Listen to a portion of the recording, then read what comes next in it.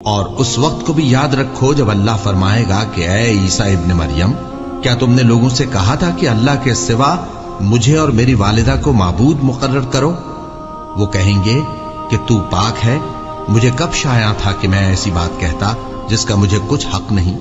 اگر میں نے ایسا کہا ہوگا تو تجھ کو معلوم ہوگا، کیونکہ جو بات میرے جی میں ہے تو اسے جانتا ہے، اور جو تیرے جی میں ہے اسے میں نہیں جانتا۔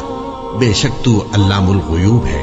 میں نے ان سے کچھ نہیں کہا بجز اس کے جس کا تو نے مجھے حکم دیا، وہ یہ کہ تم اللہ کی عبادت کرو جو میرا اور تمہارا سب کا پروردگار ہے، اور جب تک میں ان میں رہا ان کے حالات کی خبر رکھتا رہا۔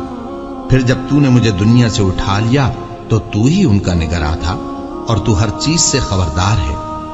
اگر تو ان کو عذاب دے تو یہ تیرے بندے ہیں، اور اگر انہیں بخش دے تو تیری مہربانی، اس لیے کہ تو ہی غالب ہے، حکمت والا ہے۔ اللہ فرمائے گا کہ آج وہ دن ہے کہ سچوں کو ان کی سچائی ہی فائدہ دے گی۔ ان کے لیے باغ ہیں جن کے نیچے نہریں بہ رہی ہیں، ہمیشہ ہمیشہ وہ ان میں بستے رہیں گے۔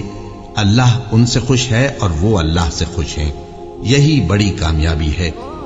آسمان اور زمین اور جو کچھ ان دونوں میں ہے سب پر اللہ ہی کی بادشاہی ہے، اور وہ ہر چیز پر قادر ہے۔